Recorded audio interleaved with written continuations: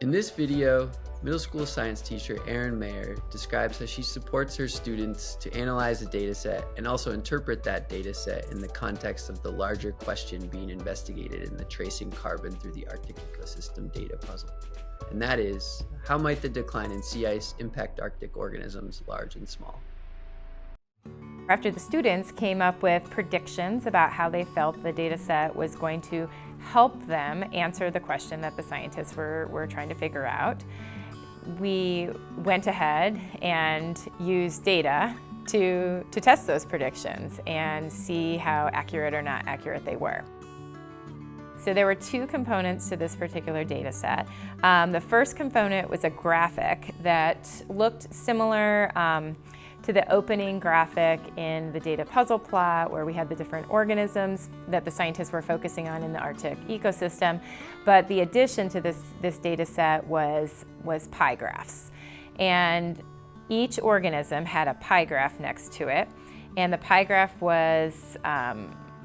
gave the information of the percentage of fats that came from ocean algae versus sea ice algae that were found in the cells of each of the particular organisms.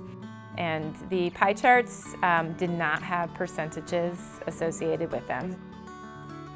Before I give them the percentage data table, they've already spent some time with the pie charts and thinking about what those pie charts are telling them visually, and now essentially they're just adding the numbers to the pie chart. So everything is kind of scaffolded out, so nothing is totally unfamiliar and scary to them. We're looking at if they have more percent of fats produced by the sea ice algae, then they probably eat more of that than they do the ocean algae. So this one has more ocean algae, so then we can infer that this one probably eats more ocean algae just by the percentages. In working with students or groups of students, I'm always asking questions. And the questions are designed to help them work through their thinking and to help them make their thinking really visible to the people around them and to themselves as well.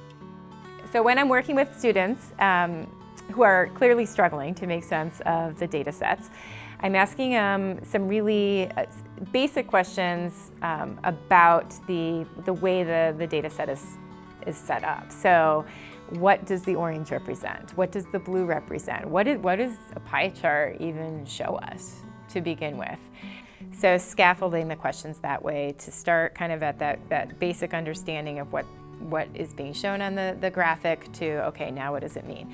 For the kids who are able to look at a graphic and after 30 seconds or a minute and really understand all the different features of it, lots of times I'll just say something like, all right, talk to me.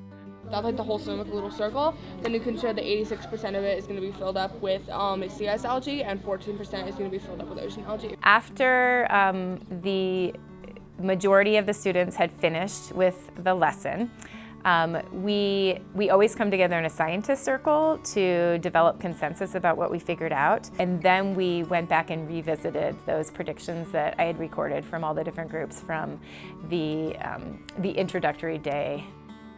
I think actually a lot of students were surprised at what they learned, but I don't think they realized the significant impact that something as tiny as algae that oftentimes people don't give a second thought to, how the effect of sea ice on their populations, the impact that it would make on the entire ecosystem. Whether it's pie charts, scatter plots, or line graphs, the datasets students analyze in data puzzle lessons provide them an opportunity to test their initial predictions for the investigative question and provides them empirical evidence they'll use to construct an explanatory model.